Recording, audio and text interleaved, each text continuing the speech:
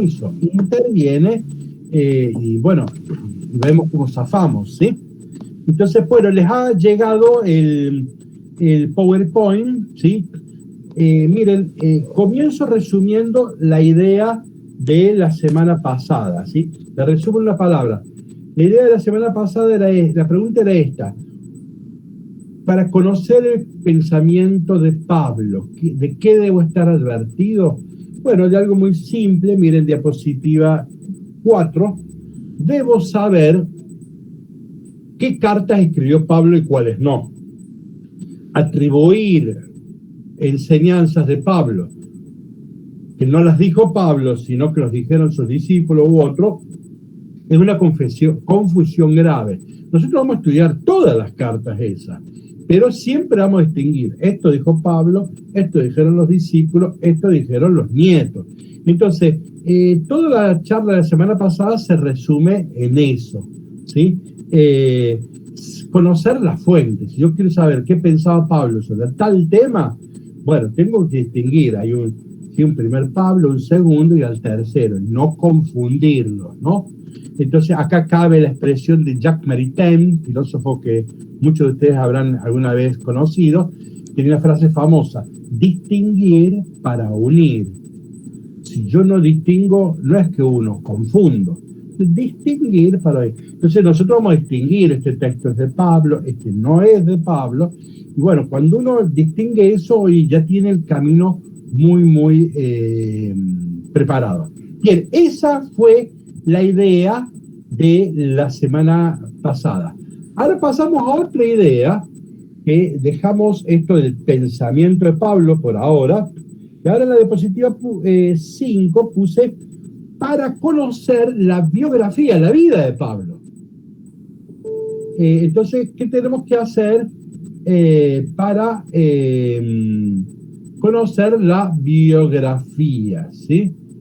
Entonces, ¿ven ahí? ¿Ustedes ven casi todos los cuadritos? ¿Sí? ¿Ven uno que dice Paula Hila? Bueno, hola Paulita, ¿cómo estás?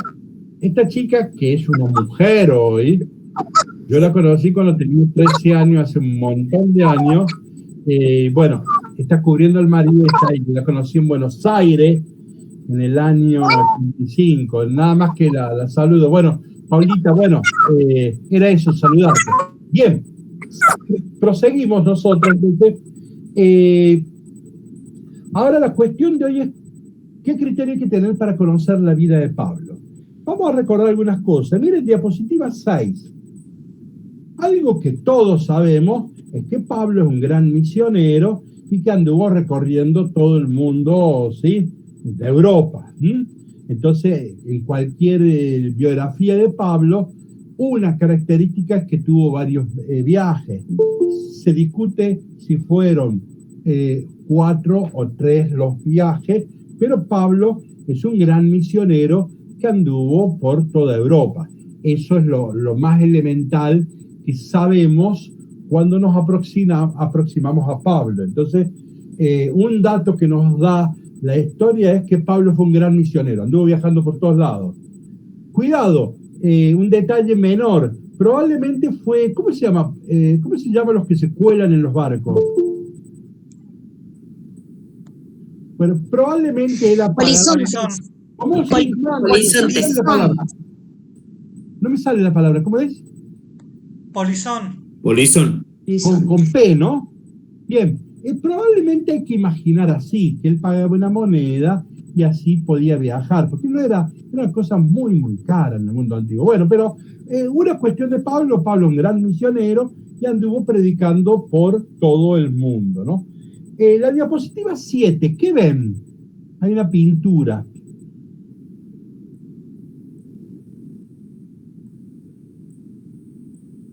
Por supuesto, algo referido a Pablo. La apedreación de Esteban, ¿no es? ¿O no? De Esteban, ¿no? Sí. Bien. Sí. ¿Está Pablo allí? Miren el cuadro. Debe ser uno que está sentado por allá atrás, ¿o no? Es que no lo conocí yo. Bien, entonces ven ven que Pablo está... ¿Por qué podemos decir que ese era Pablo? Pablo participó físicamente de la lapidación. Él tiró una piedra. No, cuidaba la ropa. De hecho, dice que se quedó atrás y él cuidaba la ropa, ¿sí? Por eso, es de Hechos eso, no claro, por supuesto, los Hechos de los Apóstoles. Entonces, por eso sabemos, Pablo estrictamente no mató a Esteban, no lo lapidó, pero sí fue un testigo ocular y que ha estado asintiendo, ¿sí? Perfecto. La diapositiva 8, ¿qué vemos ahí? Hay otra famosa escena de la vida de Pablo, es una de las más importantes. Cuando se aparece en Damasco, el Señor se le aparece en Damasco. Perfecto. Camino a Damasco. Él va yendo a camino a Damasco, va persiguiendo, ¿sí?, a los cristianos y, bueno, tuvo el encuentro con el Señor, fue un encuentro estruendoso y, bueno, se cae del caballo y acá se convierte San Pablo. Esta es la escena más conocida. El 25 de enero es el día de la conversión de San Pablo, hay una fiesta litúrgica. Esta es una de las escenas más conocidas que tenemos de San Pablo, ¿no? Bueno, después tenemos en la diapositiva 9, este es también un cuadro famoso, creo que del Greco, sí, es San Pedro y San Pablo. A mí me ordenaron sacerdote el 29 de junio, es la fiesta de San Pedro y San Pablo. Para la iglesia son y han sido siempre los pilares de la iglesia, ¿sí? Entonces uno los ve en el Concilio de Jerusalén discutiendo, pero siempre acordando, ¿no? Entonces, bueno, siempre son los dos ejemplares del cristianismo, de todo discípulo, son Pedro y Pablo, ¿sí? Son los pilares y fundamentos de la iglesia, así que eso es otra cosa muy importante en la vida de Pablo. La 10ª es una repetición. Bueno, Pablo es un misionero que anda viajando por todo el mundo, ¿sí?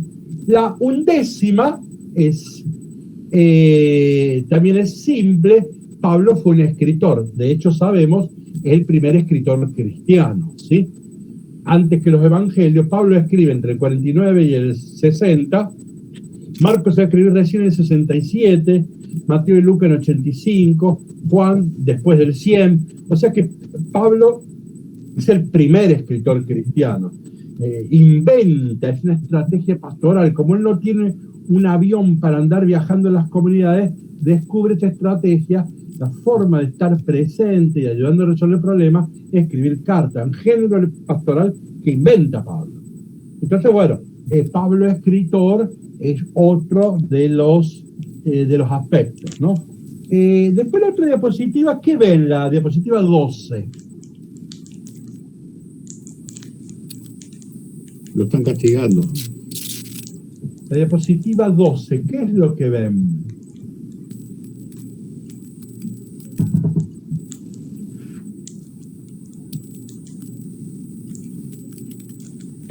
Una decapitación, parece. Perfecto. Esta sería la muerte de Pablo, ¿no? Entonces,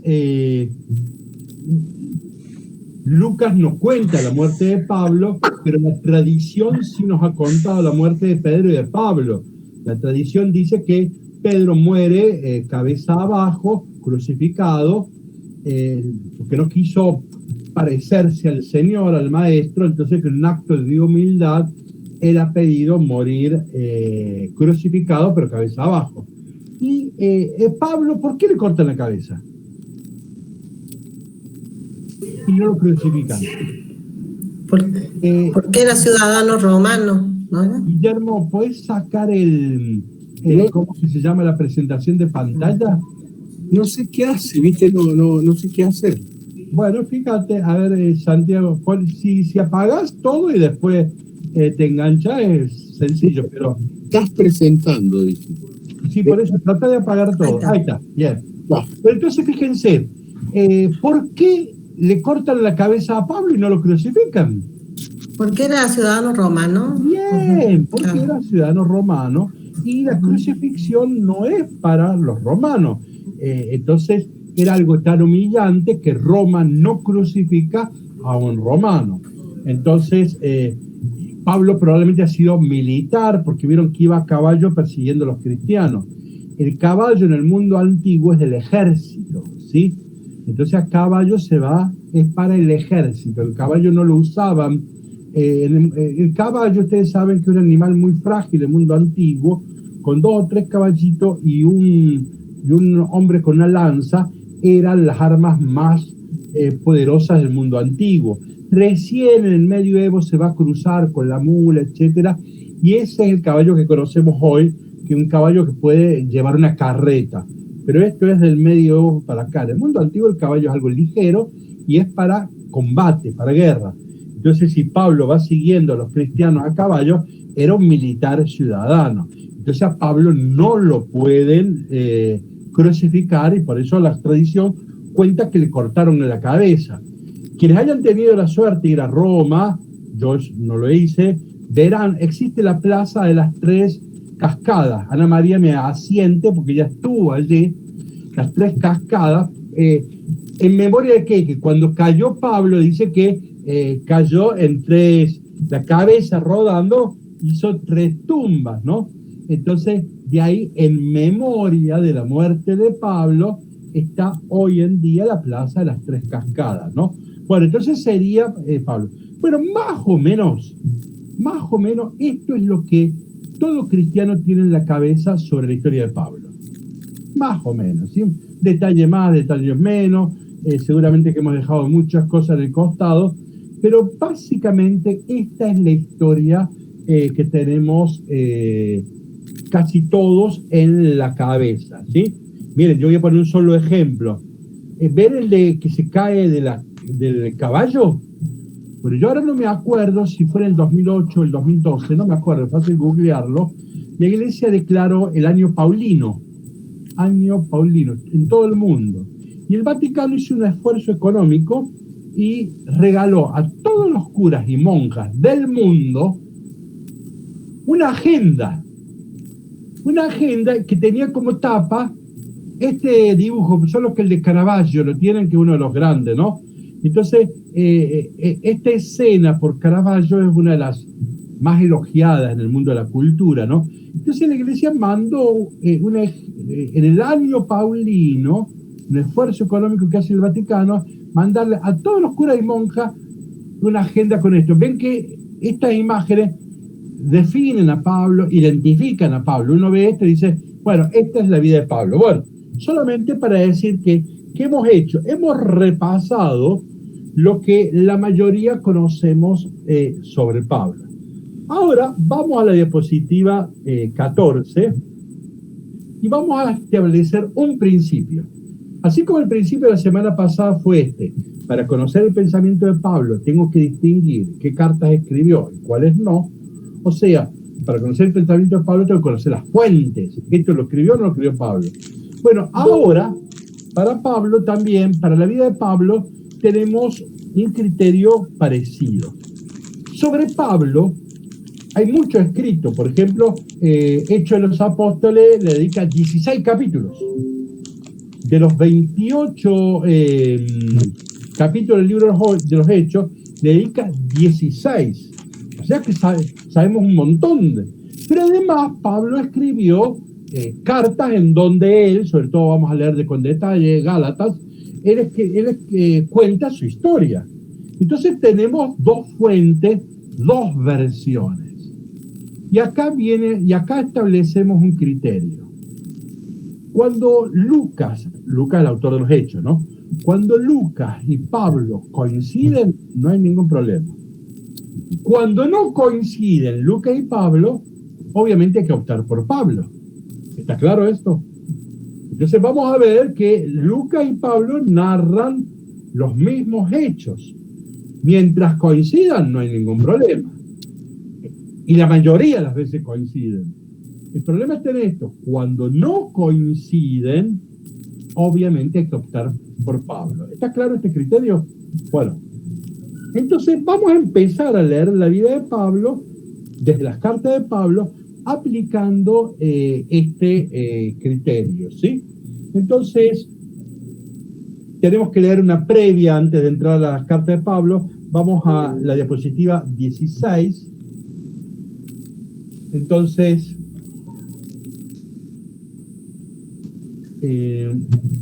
diapositiva 16. Alguien que quiera leer, este texto está tomado de los Hechos de los Apóstoles, pero es más o menos para situar al movimiento paulino, ¿sí? Quien quiera leer la diapositiva 16. Los helenistas comenzaron a murmurar contra los hebreos, porque se desatendían a sus viudas en la distribución diaria de los alimentos.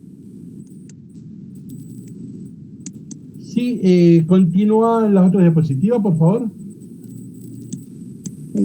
Los 12 convocaron a todos los discípulos y les dijeron: no es justo que descuidemos el ministerio de la palabra de Dios para ocuparnos de servir las mesas.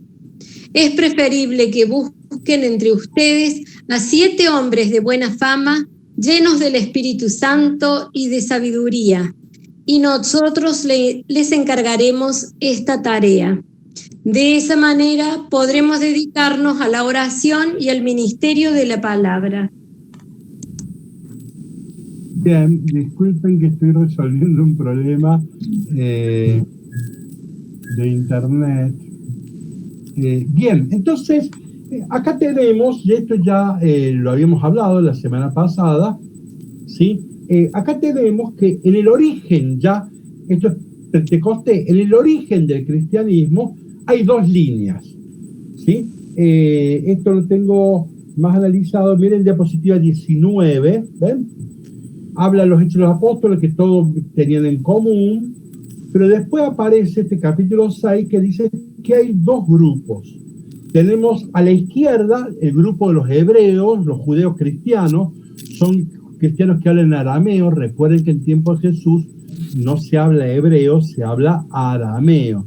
Entonces los judíos de Jerusalén hablaban en arameo. Eran fieles al templo y a la ley. Acudían diariamente al templo, ¿sí? Y respetaban la ley. El líder representante de esta línea bien judía es Santiago y algunos presbíteros de Jerusalén, que se han incorporado al cristianismo.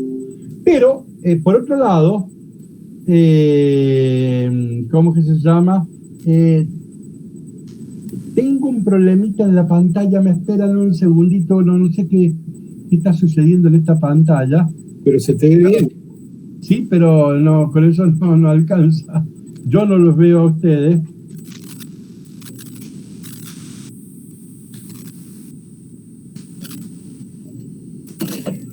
Y bueno, tenenos fe.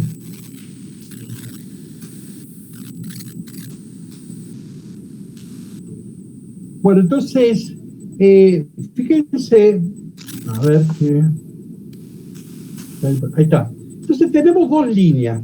Una es la de los cristianos judíos, que hablan el arameo, que estaban a favor del templo y de la ley, y por otra línea tenemos los helenistas.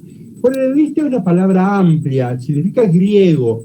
En el mundo la lengua franca era el griego, el inglés de la época era el griego. Entonces todo el que venía de otras partes sabía griego. ¿Qué pasa? Ya sea para la Pascua, para el Pentecostés, muchos judíos de otra parte del mundo, sea de Babilonia, sea de Egipto, de donde fuera, venían a celebrar la Pascua o Pentecostés. Así conocieron alguna vez las enseñanzas de Jesús. Y para los judíos, digamos de la diáspora, los judíos helenistas, era muy interesante el discurso de Jesús. ¿Por qué? Y porque Jesús era muy crítico del templo, y ellos no tenían templo allá, el único templo es Jerusalén. Entonces ellos no tenían templo y se encuentran con un predicador que habla contra el templo. Bueno, les pareció simpático. Ellos allá probablemente no podían vivir todas las leyes religiosas, ¿sí? Entonces encontraban en Jesús a un predicador que era crítico de muchas leyes religiosas. Qué sé yo, si usted, por ejemplo, en el mundo antiguo trabajaba en el ejército, muchas leyes judías que no podían cumplir, la del sábado, etc.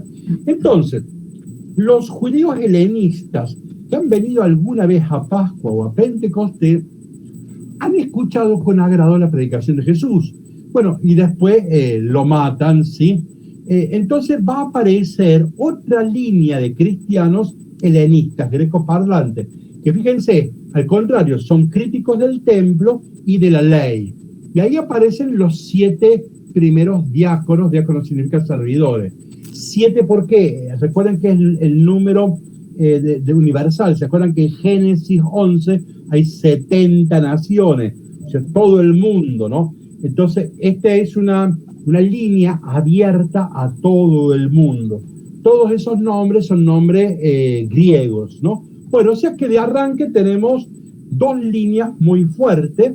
Sigo en la diapositiva 20, donde repito lo mismo, pero me interesa el texto bíblico a la izquierda, cuando se habla de los que permanecen. Arriba de todo dice que en el capítulo 8 se desató la persecución contra la iglesia. Huyeron todos, menos los apóstoles. Y los que huyeron se fueron hacia Samaria. Alguna vez retomaremos un texto muy importante. O sea que hay cristianos judíos que se quedaron en Jerusalén, no fueron perseguidos. Y Lucas comenta, acudían al templo todos los días con perseverancia y con un mismo espíritu y gozaban de la simpatía de todo el pueblo. O sea que ha habido cristianos que no fueron perseguidos por los judíos en Jerusalén, sino que eran queridos. ¿Por qué? Porque respetaban el templo de la ley. Pero ahora fíjense lo que dice Lucas de la predicación de Esteban, al que matan, el primer mártir cristiano. El capítulo 7 de los Hechos de los Apóstoles es un lujo. Quien lo pueda leer, tenga tiempo, es largo, va a encontrar una página extraordinaria. Ahí está todo el pensamiento helenista. Y bueno, pero yo ahí traje 2 palabritas. Fíjense, a la derecha dice, estos son los que sí son perseguidos. O sea, los perseguidos son los cristianos griegos, ¿no? Fíjense, dice, este hombre, hablando de Esteban, ¿no? Este hombre no para de hablar en contra del lugar santo, o sea, el templo, y de la ley. Pues le hemos oído decir que Jesús, ese nazareo, destruirá este lugar y cambiará las costumbres de Moisés, nos ha transmitido. Y abajo se dice, acá se cita una frase de Esteban: el Altísimo no habita en casas hechas por hombre humano, ¿no? Entonces, tenemos ahí claramente 2 líneas. Resumo. La primera persecución no fue contra la iglesia. Voy a hacer un paréntesis histórico, una opinión personal, pero no nos detengamos. No es para que ahora hagamos un debate. Yo voy a hacer una afirmación muy personal. Nunca se persiguió a la iglesia, siempre se persiguió sectores eclesiales. Ustedes van a ver en la historia de la iglesia, nunca se persiguió a toda la iglesia, sino a grupos peligrosos, ¿sí? Entonces acá ha pasado, en la primera persecución pasó eso. A la línea judía no la persiguieron, gozaban de la simpatía del pueblo. Sí persiguen a la línea crítica, en donde va a estar Esteban, ¿sí? Bien. Damos un pasito más y ahí les pongo la tapa de un libro que les recomiendo mucho a quien yo lo tengo en papel, no sé que esté digitalizado, ¿no? Esta es una biografía de Pablo excelente. Yo, Pablo, las confesiones del apóstol, François Buda. Este es un biblista, uno de los biblistas más grandes que hay. No lo he presentado este libro, ¿no? Bueno, este es uno de los biblistas más grandes que hay y ha escrito una historia novelada de Pablo con calidad literaria. Entonces, quien quiera acompañar el estudio con una buena novela, pero una novela escrita por un biblista y un especialista de Pablo, es una novela muy recomendable, ¿sí? Si estuviera en ¿cómo que se llama? Digitalizado, realmente sería un valor muy importante. Pero bueno, sigo. Entonces vamos a empezar a ver lo que Pablo dice de sí mismo, ¿sí? Entonces en la diapositiva 23, en Gálatas, en muchas cartas Pablo habla de sí mismo, pero muy breve. tal vez Gálatas sea la mejor y breve autobiografía de Pablo. Entonces vamos a, en 3 momentos, la vocación de Pablo, el conflicto en Jerusalén, el concilio de Jerusalén, y el conflicto de Antioquía. Entonces ahora vamos a empezar a leer textos de Pablo, ¿sí? Quien quiera leer la diapositiva 24, por favor. Pablo, apóstol no de parte de hombres, ni por la mediación de un hombre, sino por Jesucristo y por Dios Padre, que lo resucitó de entre los muertos. Quiero que sepan, hermanos, que la buena noticia que les prediqué no es cosa de los hombres, porque yo no la recibí ni aprendí de ningún hombre, sino por revelación de Jesucristo. En griego se dice Apocalipsis, ¿no? Bien, fíjense. Miren, este es un texto muy importante. Este es de Pablo. Acá Pablo habla de sí mismo. Lo primero, ¿cómo se presenta? Pablo, apóstol. Pablo es verdadero apóstol. ¿Qué condiciones puso Lucas en los Hechos de los Apóstoles para reemplazar a Judas? ¿Se acuerdan? Ahí Lucas en los Hechos de los Apóstoles dice, ¿a quién hay que, entre quiénes, cuáles son las condiciones para poder ser elegido como uno de los 12? ¿Qué condiciones puso Lucas? Los que han visto y oído. Más que está en la línea, pero tiene una expresión más práctica. Está bien eso. Dijo, a ver, sí. Tenía que haber estado, A ver, dale, Elena. tenía que haber estado, digamos, convivido con Jesús en los años de la misión. Bien, dice que comió entre nosotros en las comidas desde Juan el Bautista hasta ahora. O sea, hay un requisito histórico. Hay que ser de la primera hora, diría Lucas. No puede ser uno recién incorporado. Tiene que haber comido y bebido desde Juan el Bautista, o sea, conoció al Jesús histórico. Entonces la pregunta es esta. ¿Pablo conoció al Jesús histórico? No. No.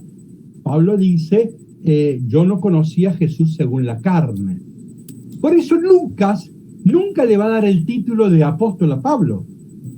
Jamás. Para Lucas, Pablo no es apóstol. En cambio, Pablo dice, sí, yo soy apóstol. ¿Y por qué soy apóstol? Y acá da el gran criterio que da Pablo. Dice, yo soy apóstol porque yo tuve un encuentro con el Señor resucitado y Él me envió a predicar. Entonces, el argumento, Él es apóstol no porque conoció a Jesús histórico en Nazaret, sino porque Él se encontró con el resucitado y fue el resucitado el que a Él lo envía a predicar. Por eso dice Pablo, yo soy tan apóstol como los otros 12, ¿sí? Pero cuidado, esto es una autopercepción de Pablo. Lucas nunca lo va a llamar como apóstol. Noten los no que puse en rojo. Fíjense, Pablo es un independentista. Dice, no por parte de hombre. O sea, a mí no hay una institución que me nombró apóstol. No es una tradición eclesiástica. No por parte de hombre, ni por mediación de hombre. ¿Ven cómo eso le importa subrayarlo? Porque es el concepto de apóstol de Lucas. Entonces él dice, no, yo no es por ninguna tradición eclesiástica, sino por Jesucristo. Y más abajo vuelve a decir, no es cosa de hombre, no la recibí ni aprendí de ningún hombre. ¿Qué decía Lucas cuando se convirtió Pablo? ¿Se acuerdan un tal Ananías? Que es el que lava los ojos y el catequista. Para Lucas, el que formó a Pablo fue Ananías. Claro. Hay una tradición eclesiástica. Acá Pablo no está enterado de eso. Es que estamos viendo 2 versiones, ¿no? Fíjense qué interesante, ¿no? Y dice por revelación, puse la palabra griega, revelación es una palabra latina, velar es un velo, no ver. Revelar es quitar un velo. Eso el Nuevo Testamento se escribió en griego, se dice apocalipsis. Calipto, ustedes conocen en castellano el eucalipto, ¿sí? ¿Qué es eucalipto? Bien, y calipto escondido. Entonces, eucalipto es algo que está bien escondido, bien oculto. En cambio, apocalipsis quiere... calipto es escondido, pero apó significa todo lo contrario. O sea, no es oculto, sino desocultar. No es velar, sino revelar. No es enmascarar, sino desenmascarar. ¿Me expreso? Entonces Pablo dice, no, esto a mí no me lo enseñó la tradición eclesiástica. Esto yo, por revelación de Jesucristo. Miren para que valoren esta expresión. Es una lástima que no transcribí los textos, lo voy a decir de memoria, pero ustedes recordarán muy bien Mateo 16, cuando Jesús le dice a Pedro, bienaventurado eres Pedro, hijo de Juan de Jonás, dice, porque esto no te lo ha revelado, Apocalipsis, Ni la carne. esto no te lo ha revelado ni la carne ni la sangre, sino mi Padre, ¿se acuerdan? ¿Qué es el Apocalipsis? Una revelación vertical. ¿Qué es la tradición? Una transmisión horizontal. No, Pablo dice, yo soy apóstol por Jesucristo. Es una revelación en el sentido vertical. Hay otra, el Apocalipsis de Jesús lo tenemos, estoy hablando de memoria, en Mateo 11, 27, 28, que dice, te alabo, Padre, Señor del cielo y de la tierra, porque has ocultado estas cosas a los sabios y a los pequeños. Sí, Padre, y se lo revelaste a los sabios y prudentes, y se lo revelaste a los pequeños. Ahí está, revelación, ¿ven? Es Apocalipsis, es algo vertical, esa es la vocación carismática de Jesús. Ese texto es del año 40, Pablo escribe en el 60. Ese texto es de Q, o sea, ahí Jesús tiene una clara vocación carismática, ahí tenemos un ejemplo. Bueno, perfecto. Entonces, la palabra Apocalipsis es una palabra teológica muy importante. Entonces, fíjense, Pablo, cómo se está... es un tipo muy independentista, no se me ocurre ahora la cuestión. Es muy crítico, es un tipo muy libre, ¿no? Bien, pero Lucas de esto no nos ha dicho nada a nosotros, ¿no? Entonces, bien, vamos a alguien que lea la diapositiva 13, por favor. Perdón, padre, ¿cuál sería el apocalipsis, el ejemplo de apocalipsis horizontal? No, yo dije que la tradición eclesiástica es horizontal, viene de hombres a hombres, de seres humanos, eso es una transmisión horizontal. Perfecto. El Apocalipsis es una revelación vertical, viene de Cristo. ¿Sí? Perfecto, gracias. Perfecto. Bien, quien quiera leer la diapositiva 25, por favor, seguimos leyendo Gálatas. Adelante. Ustedes oyeron hablar de mi conducta anterior en el judaísmo, cómo perseguía con furor a la iglesia de Dios y la arrasaba, y cómo aventajaba en el judaísmo a muchos compatriotas de mi edad en mi exceso de celo por las tradiciones paternas. A ver, ¿Pablo se presenta como perseguidor de la iglesia? Sí. ¿Ustedes están leyendo eso?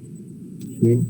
Leo de nuevo. Ustedes oyeron hablar, miren que yo se los puse en gigante y en celeste. Pablo, después vamos a hablar de este tema en detalle, vamos a hablar en detalle. Y Pablo se va a hacer cargo de cierta persecución. Pero acá él no está diciendo yo perseguí. Ustedes lo que han oído hablar de mí es que yo perseguía. Acá está hablando de rumores. Propiamente, después va a hablar de esto. Le vamos a dedicar un apartado. Pero ya les vamos advirtiendo que Pablo dice, ustedes han oído hablar de mí, de esto, ¿no? Seguimos la otra diapositiva, quien quiera leer 26. Pero cuando Dios, que me eligió desde el seno de mi madre y me llamó por medio de su gracia, se complació en revelarme a su Hijo para que yo lo anunciara entre los paganos, de inmediato, sin consultar a ningún hombre. ¿Ven cómo es muy crítico de la cuestión de la iglesia? Dice, sin consultar a ningún hombre. Y es Apocalipsis, ¿ven? Revelarme. Ahora fíjense, miren, en los Hechos de los Apóstoles, el relato más famoso de Lucas es la conversión de Pablo, y el 25 de enero la iglesia celebra el día de la conversión de Pablo. Ahora Pablo, ¿habla de conversión o de vocación? Está clara la diferencia, ¿no? Pablo habla de vocación, fue elegido. Si ustedes ven la Biblia de Jerusalén, es una cita de la vocación de Jeremías. Desde el seno de mi madre. desde el seno de mi madre. O sea, es una vocación, Dios desde siempre, una forma de decir, Dios desde siempre. Pablo no habla de conversión, de eso habla Lucas. Pablo habla de vocación, ¿sí? Entonces, y bien, elección también sería. bueno, eso, elección, vocación, sí, pero Pablo no pasa de malo a bueno, de no creyente a creyente. Pablo no es que hay una conversión. En Pablo, él dice, no, yo he sido desde siempre llamado por Cristo para anunciar el evangelio a los paganos, ¿no? Entonces Pablo se autopercibe más bien como su historia está marcada por una vocación. El hecho fundante es la vocación, no la conversión. En cambio, para Lucas, el hecho fundante es la conversión, ¿sí? Bien. A ver, alguien que lea la diapositiva 27. Bueno. Y sin subir a Jerusalén para ver a los que eran apóstoles antes que yo, me fui a Arabia y después regresé a Damasco. Ven que si uno se encuentra con la fe, hubiera ido a Jerusalén, ¿no? A ver a los apóstoles. No, Pablo dice, antes de esto, yo me fui a hacer una misión. ¿Qué año que me envió el Señor? Y 3 años llevó esa misión. Recién va a ir a visitar a Pedro, 15 días después de 3 años. Noten la libertad de este misionero. A mí se me apareció el Señor, me dijo, andá a evangelizar a los paganos, y yo me fui, ya salen después los años. 3 años se fue. Y recién después dice, después fui a visitarlo por 15 días, Pedro. Notan la libertad de este hombre, ¿no? Es un hombre incontrolable, va a ser un problema. Nunca la iglesia de ninguna denominación quiso a Pablo. Pablo es un problema. Nadie lo quiere a Pablo cuando uno conoce a Pablo, ¿no? Es un tipo complicado, un tipo que no se lo controla. Nosotros nos gustaría tener cristianos más controlables en nuestra comunidad. Este es un mal ejemplo para nuestros feligreses, ¿no? ¿Sí? ¿Por qué? Porque acá hay individualismo, hay qué sé yo, ¿sí? Este no es un buen ejemplo, ¿sí? Pero bueno, avancemos, no hagamos comentarios superficiales. Una cosita, sí. Quería preguntar, ¿cómo vemos esto entonces, la vocación y la conversión? Porque siempre hemos hablado, en la tradición hablamos, inclusive como usted dice, hay un día, el 25 de enero, de la conversión. Después lo vamos a hablar en otro momento. Sí, y paremos cachito, sí. Acá yo estoy mostrando que hay 2 versiones. Para Lucas es conversión.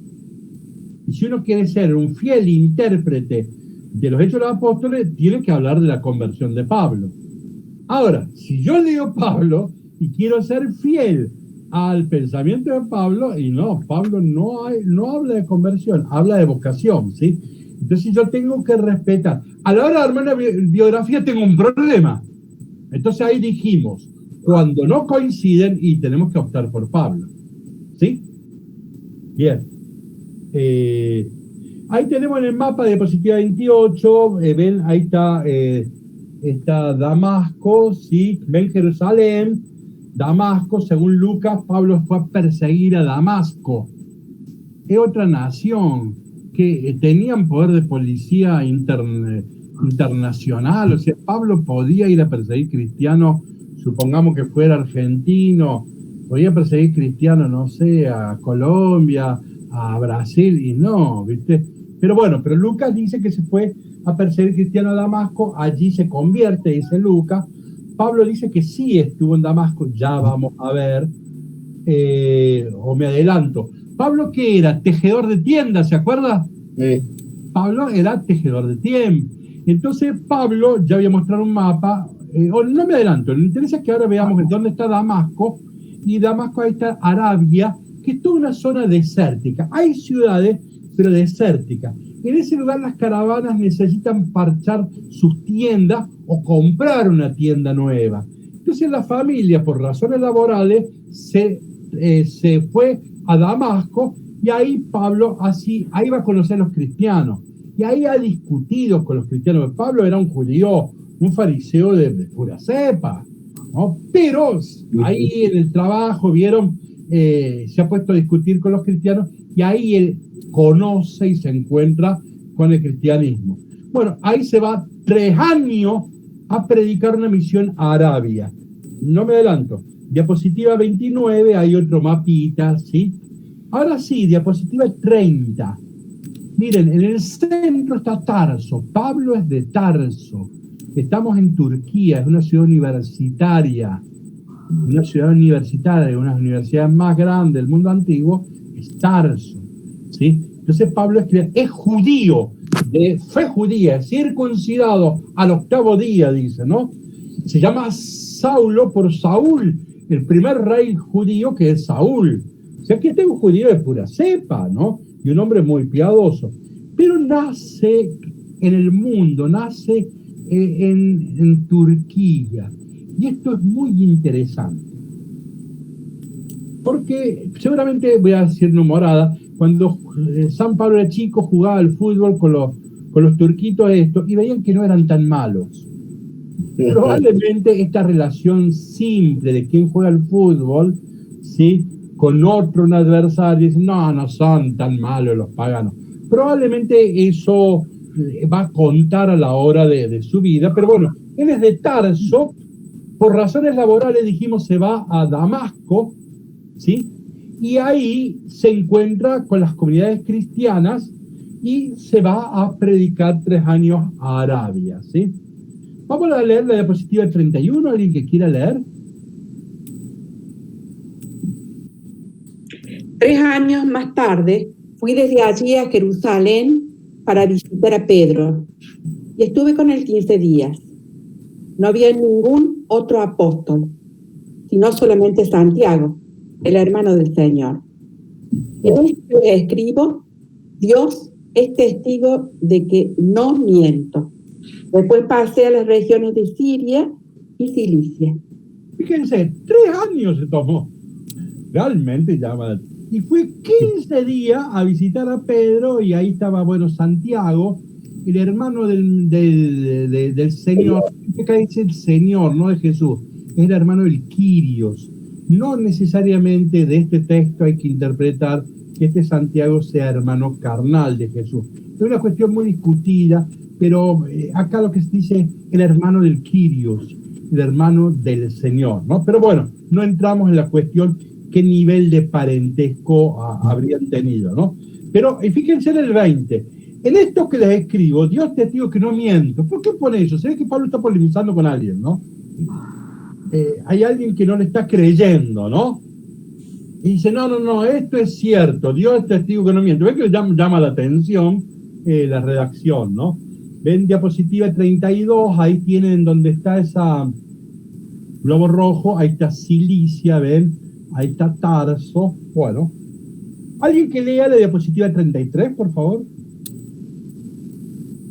Las iglesias de Judea y que creen en Cristo no me conocían personalmente, sino solo por lo que habían oído decir de mí.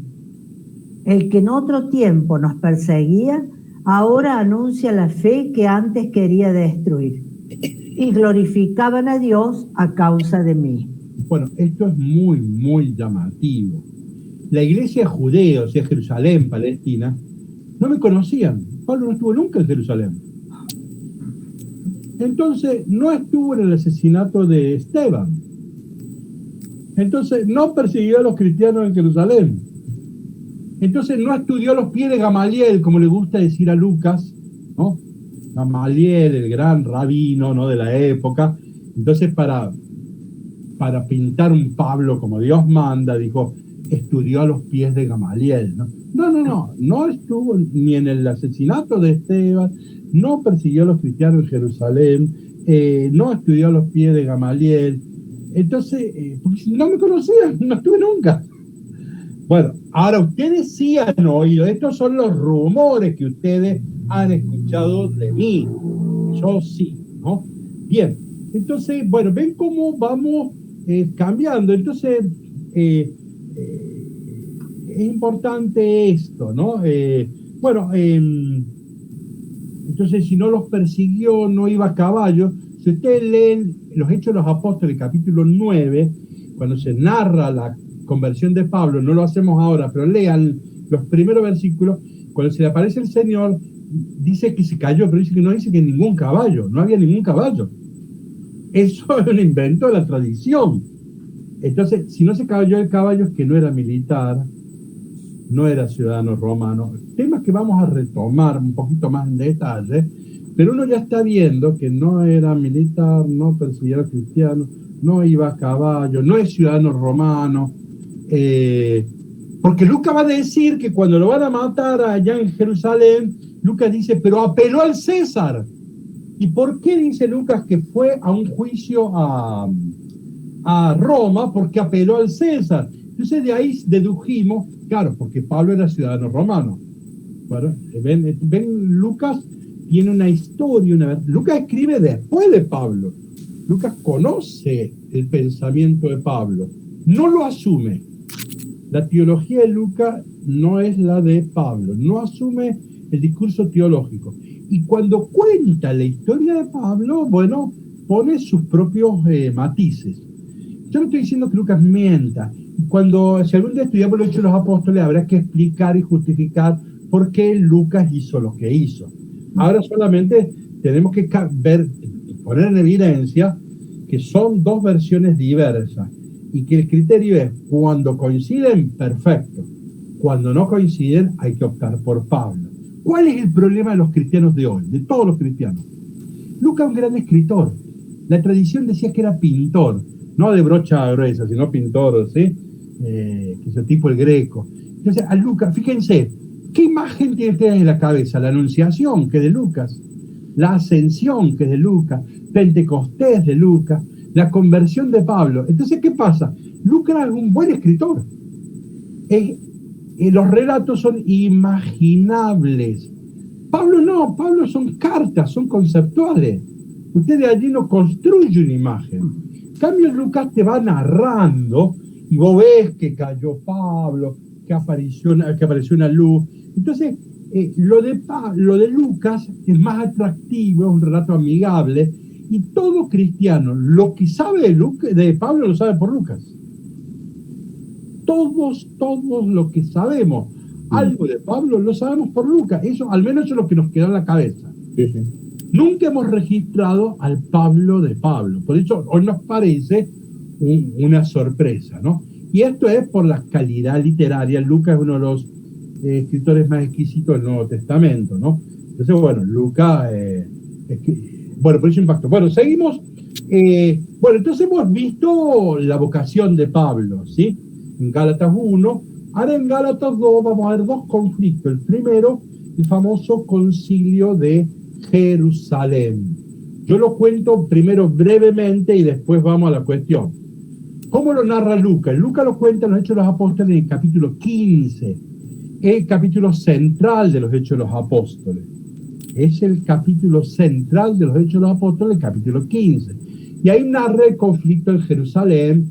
Dice que algunos judíos de Jerusalén fueron a Antioquía, donde estaba Pablo, y dijeron que si uno no se circuncida no puede ser cristiano. Se armó una discusión fuerte, y entonces ahí se hace un concilio en donde va a participar Pablo como delegado de la iglesia de Antioquía. Y ahí en ese concilio va a estar Pedro, Santiago y Pablo. Lucas va a decir que, claro, como son verdaderos apóstoles y santos, todo terminó con mucha concordia, ¿sí? Bueno, ahora vamos a ver cómo lo cuenta Pablo esto, ¿no? Entonces, ¿quién quiere leerle la diapositiva 35? Al cabo de 14 años, subí nuevamente a Jerusalén con Bernabé, llevando conmigo a Tito. Lo hice en virtud de una revelación divina y les expuse el evangelio que predico entre los paganos, en particular a los dirigentes, para asegurarme que no corría o no había corrido en vano. Fíjense, Pablo no va porque lo mandan a llamar, ¿sí? Sino no va a resolver una disputa, él va porque quiere anunciar su evangelio, ¿sí? Y habló con los dirigentes, ya más que esto después es importante, quiere decir con Pedro,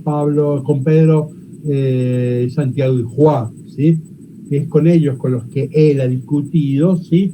Y lo llevó a Tito. Este detalle que parece menor es importante. ¿Alguien que quiera leer la otra diapositiva? Disculpa, Juan, me parece fuerte esta parte que dice, para asegurarme de que no había corrido en vano. Sí, o sea que él va a cortejar. De su evangelio. ¿Cómo?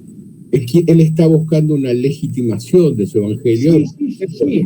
¿No? Sí, exacto, bien. Acá vemos que va a buscar una concordia, ¿no? Si no va a pelearse. Pero él va a presentar su evangelio, él va a hablar de mi evangelio, su evangelio, lo va a presentar ahora. Pero miren, ya pasaron 15 años y ahora pasaron 14. Y ustedes fíjense el tiempo que pasó.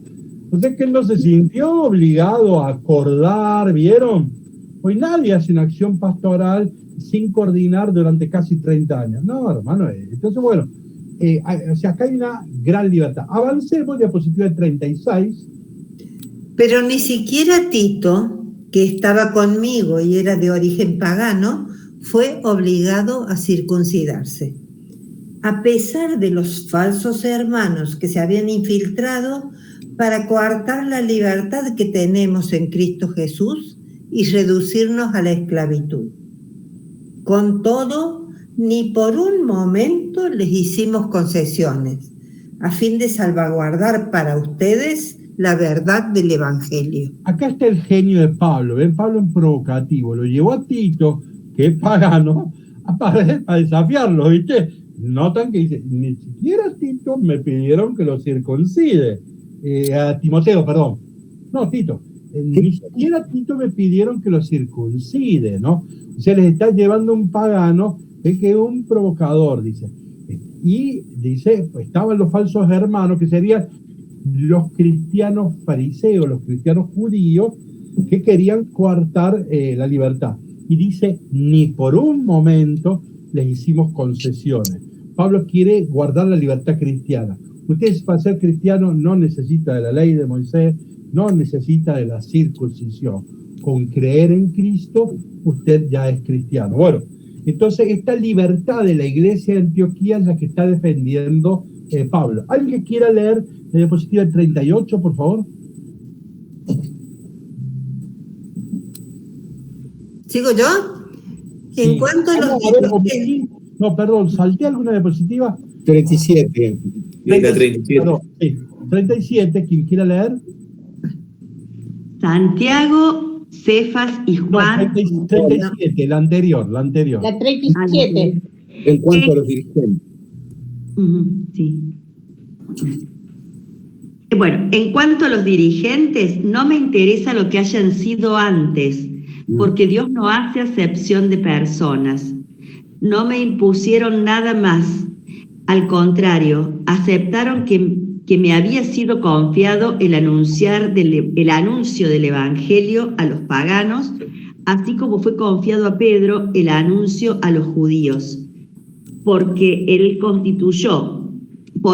que constituyó a Pedro apóstol de los judíos, me hizo también a mí apóstol de los paganos. Él es verdadero apóstol.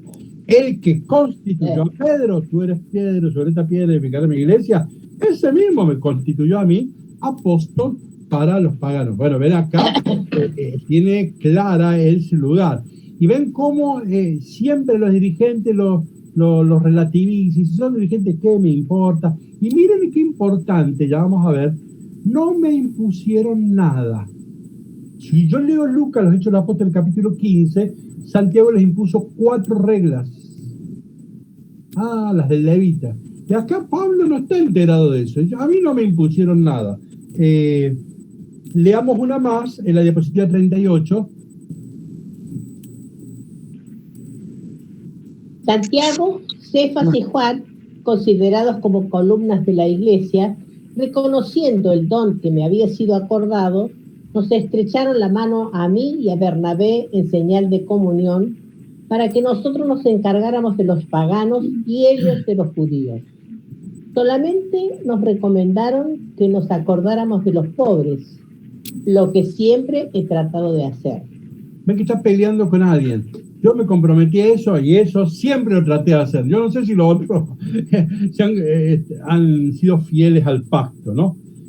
Bueno, el tema de los pobres va a ser un tema muy importante. La iglesia de Jerusalén está empobrecida en la época de Pablo. Entonces los cristianos de Jerusalén le dicen, mira, en signo de comunión organizó una colecta para los pobres de Jerusalén, ¿sí? Entonces, Pablo se va a tomar en serio, y miren la afirmación que voy a hacer. La colecta es la actividad que marca toda la vida de Pablo. Y uno dice, ¿cuál fue la actividad más importante en toda la vida de Pablo? Organizó la colecta. O sea que esto para Pablo va a ser muy, muy importante. Lo retomaremos más adelante, ¿sí? Ahora fíjense el trío que está arriba. Nosotros lo hubiéramos puesto Cefas, Santiago y Juan. Miren que puso Santiago, realmente, porque Santiago es el líder de Jerusalén.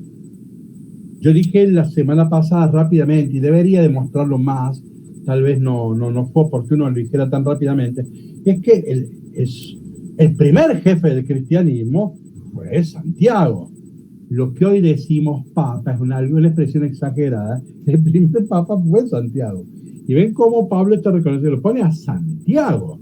Y después Cefas, que es el nombre teológico de Pedro, no dice Pedro, dice Cefas. Sin embargo, en primer lugar está Santiago. El jefe de la iglesia de Jerusalén es Santiago, el hermano del Señor. Y miren, yo puse en celeste y con guiones reconociendo, porque a veces se lee rápido esa expresión. Al ponerlo así, uno puede pensar que tal vez les llevó varias reuniones, varias discusiones. Me dice, reconociendo el don que me había sido dado, parece que lo reconocía y no más. No. Lo que los biblistas dicen, probablemente Pablo tuvo varias reuniones con el trío y bueno, habrán hecho su discusión, etcétera, y lograron el acuerdo, ¿no? Por eso conviene poner así eso, para que uno se dé cuenta que fue un proceso, una dinámica, y no en una reunión de una horita, ¿no? Entonces deben haber intercambiado bastante, ¿no? Bueno, y estrecharon la mano a Bernabé y a mí. Más adelante vamos a ver que Bernabé es el gran personaje. Bernabé es el líder de Pablo. Y Pablo lo va a reconocer. Y Pablo todo lo va a aprender de Bernabé. Después se van a pelear, porque Pablo es un tipo difícil, Pablo.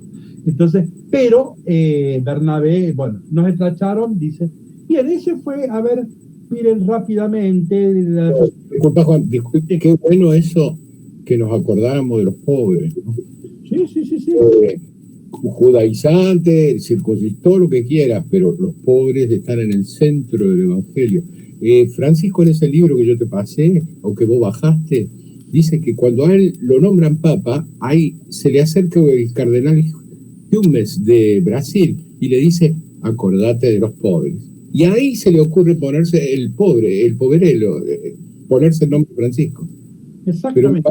Pero, y eso, además, a pesar de todo su judaísmo y todo esto, acordate de los pobres.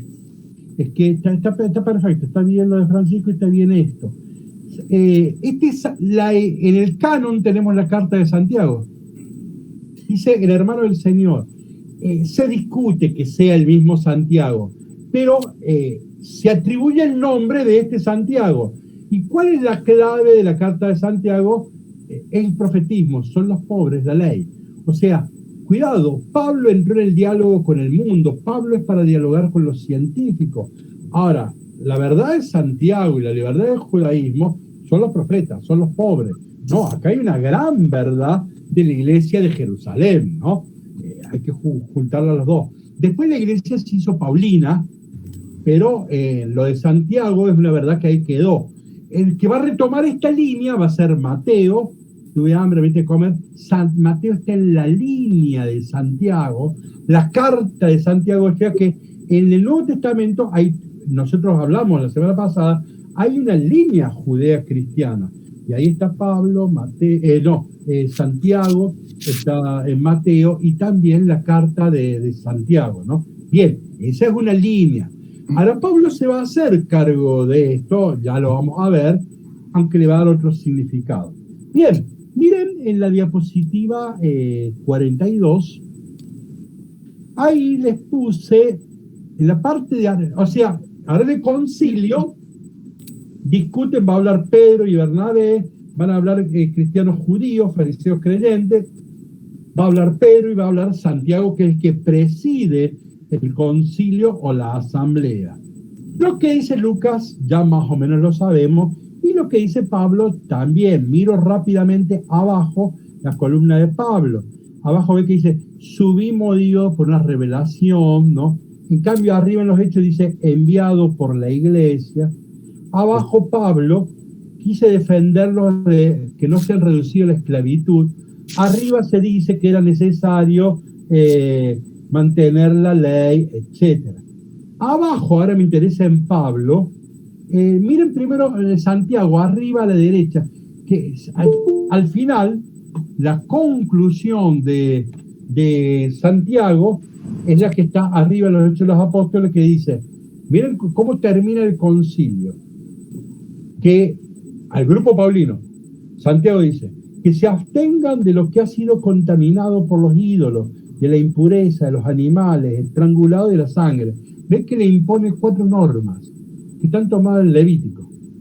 O sea, está bien, no se circunciden, pero tienen que mantener la verdad del Levítico.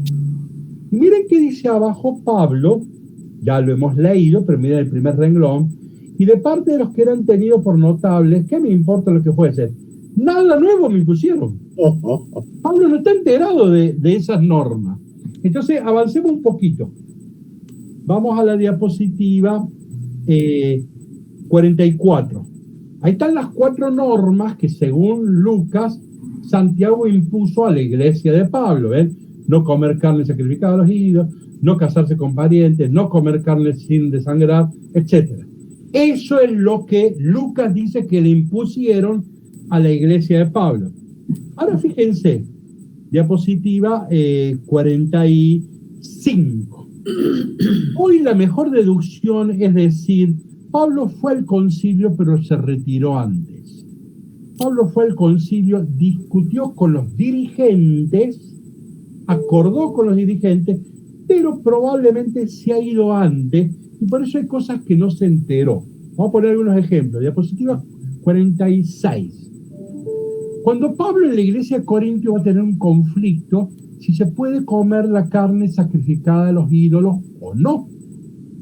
Bueno, si Pablo para resolver ese problema hubiera sido muy fácil decir, ya Santiago nos enseñó en el concilio de Jerusalén que no se puede comer la carne de los ídolos. ¿Está claro? Él hubiera usado ese argumento. No lo usó, que no lo conoce, no conoce esa norma. En Gálatas se discute si hay que circuncidarse o no circuncidarse. Bueno, Pablo hubiera dicho, pero si eso ya en el concilio de Jerusalén se resolvió. Pablo hubiera esgrimido el concilio de Jerusalén y no lo esgrimió.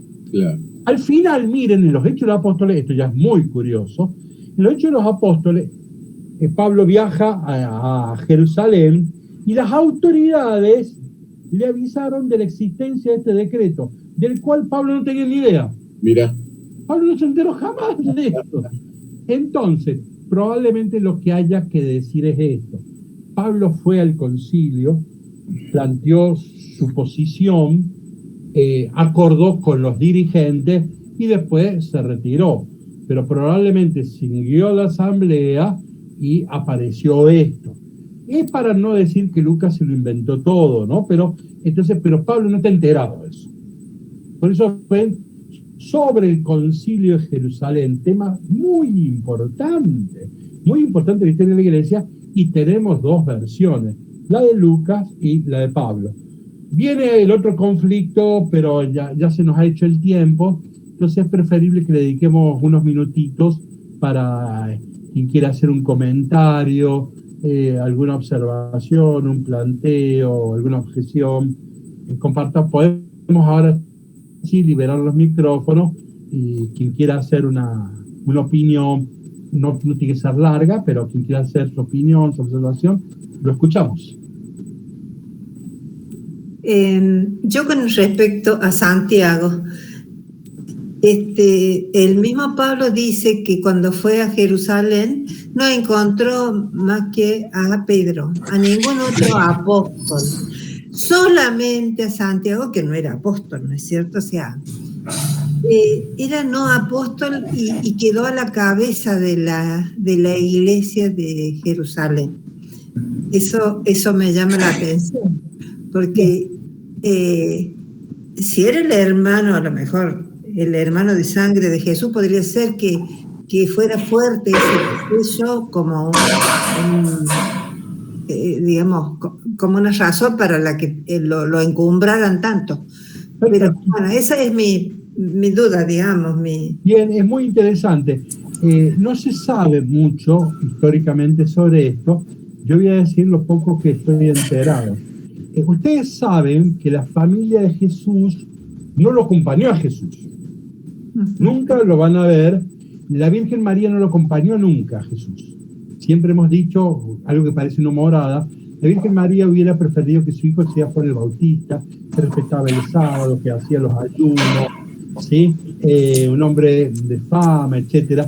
Lo de Jesús, comilón y borracho, amigo de publicanos y pecadores, ninguna mamá quiere que su hijo sea como Jesús, prefiere que sea como Juan el Bautista. Esto que lo digo como una morada, pero el dato es cierto.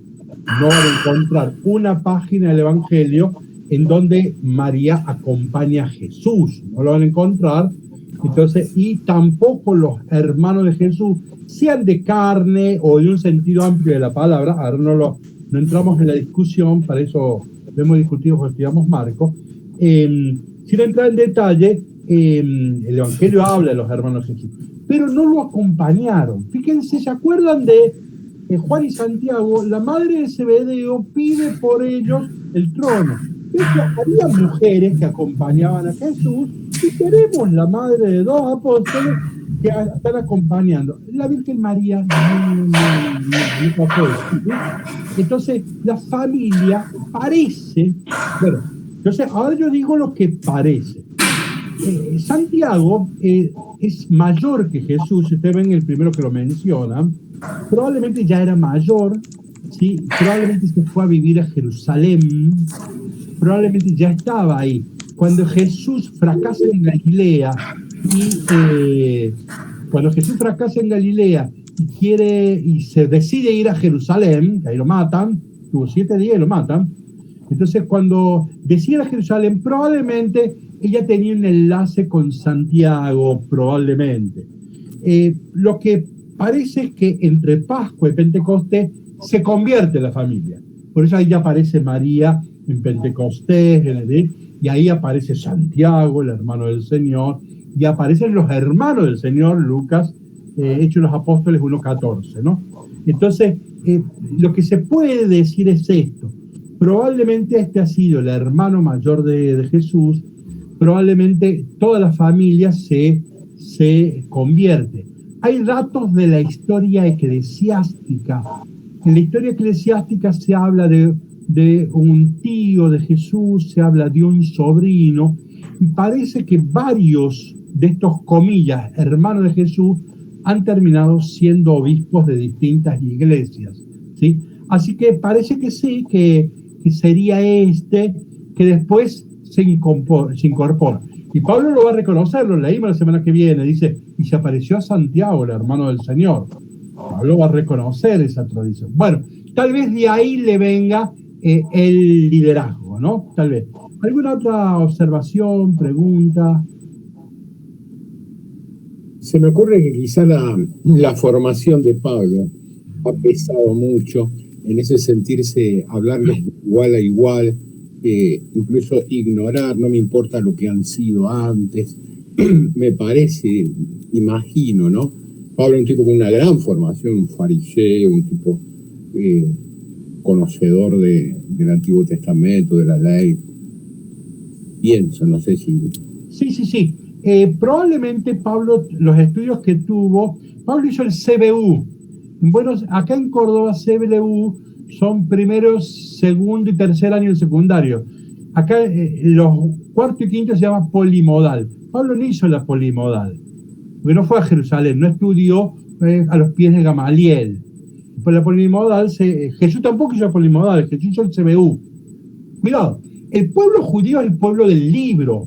En el mundo antiguo ningún pueblo sabe leer y escribir, nadie, son raros los emperadores, ¿sí? El pueblo judío se distingue de todos los pueblos en que todo judío a los 12 años tiene que saber leer la ley, no la mujer judía. Pero bueno, no me meto en... Pero ya esto, entonces, ¿Jesús ha sabido leer? Ha sabido leer. Pablo, o sea, porque hicieron el CBU, eso se hacía en cualquier sinagoga, pero no la polimodal. Entonces, pero no, ha tenido una gran formación, ustedes ya lo vamos a ver, el manejo de la escritura, pero además recuerden que es de Tarso, ciudad universitaria, bueno, o sea, no, va a ser, pero él no se funda en eso, él se funda en el Apocalipsis. A mí se me reveló el Señor. Si bien podemos decir que él tiene una base formativa humana, cultural muy importante, pero el argumento de fondo de él es el Apocalipsis, ¿no? ¿Alguna otra observación, aporte, sugerencia? Bueno, terminamos, digo una palabrita sobre el viernes y el sábado. Yo voy a hacer algo que se parece a un retiro, no quiero confundir. La palabra retiro para nosotros está vinculado a lo afectivo, a la conversión, a la psicología, a la moralización, al pietismo. Eso seguro no voy a hacer. Lo que sí voy a proponer es una meditación sobre la pasión según Juan. El relato de la pasión, esto es como Pablo y Hechos. El relato de la pasión de Juan es extraordinaria.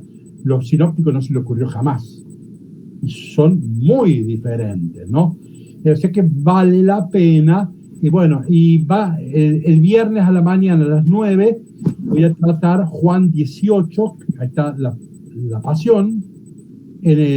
A las 11, Juan 19, está la cruz, la muerte. El sábado a la mañana a las 9, la resurrección, Juan 20. Y el sábado a las 11, ese capítulo es epílogo, el nacimiento de la iglesia. Pedro me ama, apacienta a los corderos, capítulo 21, ¿sí? Y a quien participe, sí estoy preparando 2 trabajitos de estudio para profundizar. Así, quien quiera a la tarde abrir el Evangelio en casa, yo voy a, tanto para el viernes a la tarde como para el sábado a la tarde, yo les voy a enviar a los que quieran participar de este retiro un trabajito que puede ser útil para leer solo alguna parte del Evangelio. Sí, por ejemplo, es muy interesante ver el proceso de la fe en el capítulo 20, ¿no?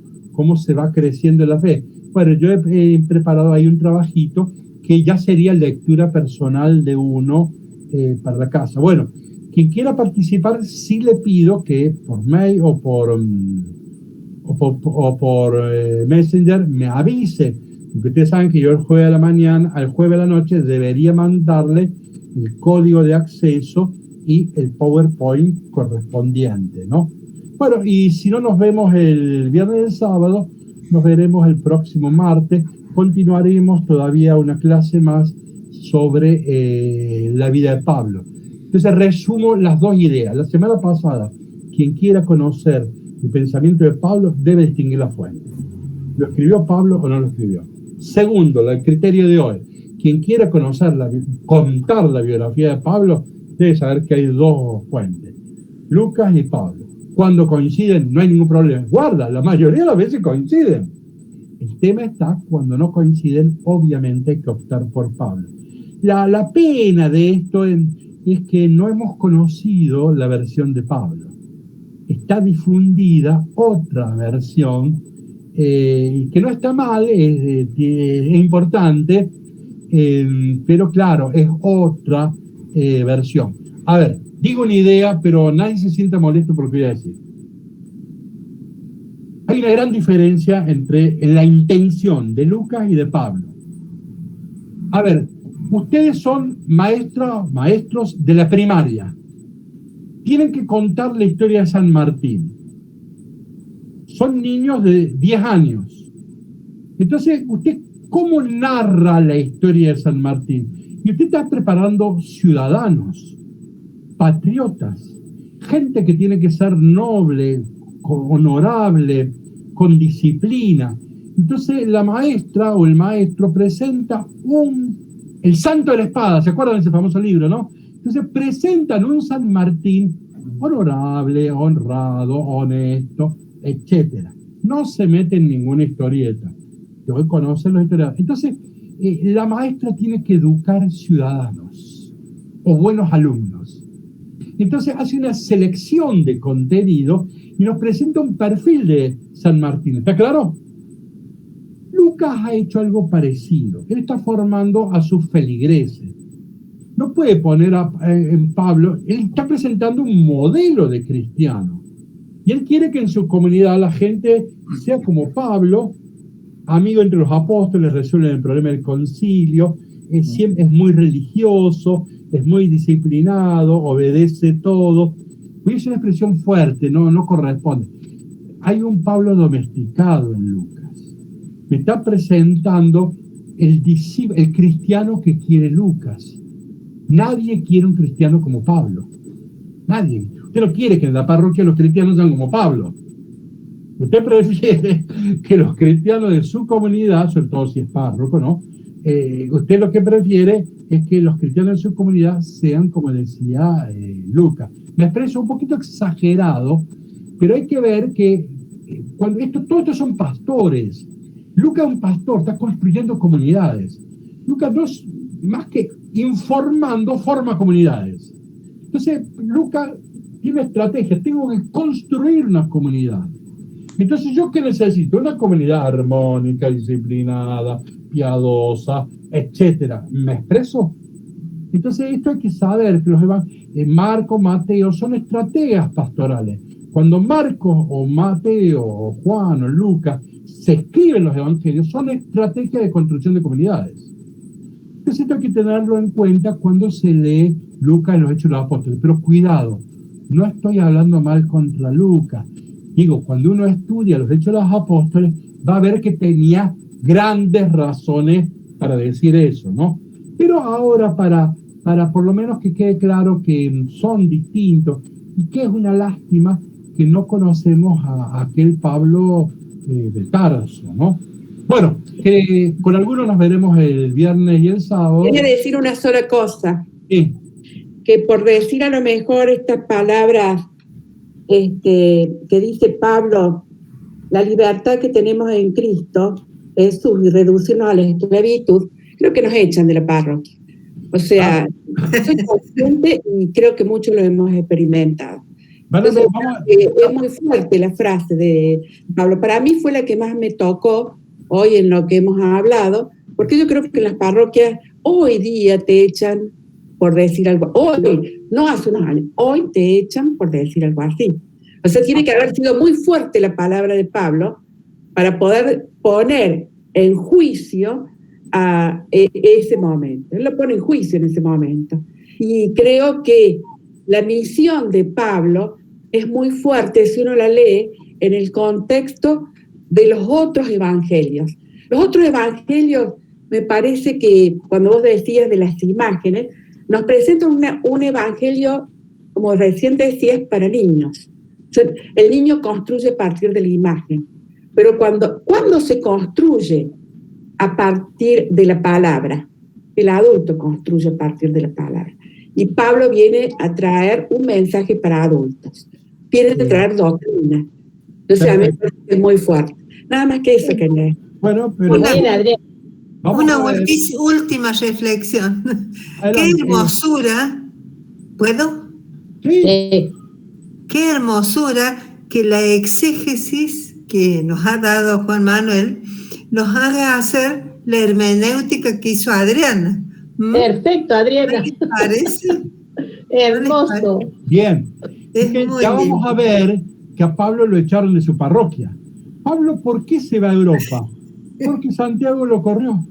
Claro. Entonces, a Pablo lo echaron de su parroquia. De todos lados lo echaron. Bueno, entonces, por eso es la misma historia. Y cierro con esta idea.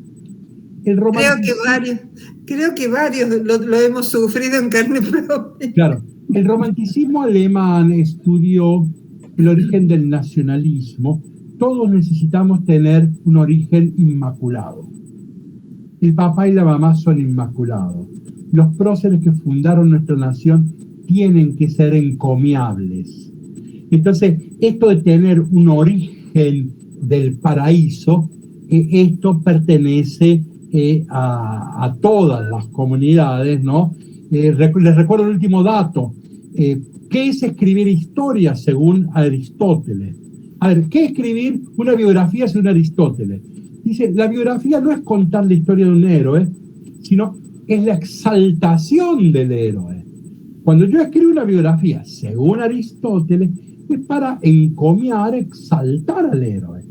Lo mismo dice Aristóteles sobre la historia. La historia no es una mera crónica de sucesos, sino que es la exaltación y el encomio de una nación que ha de ser gloriosa y tiene un principio original que es un paraíso. Bueno, Lucas cae en esas dinámicas y bueno,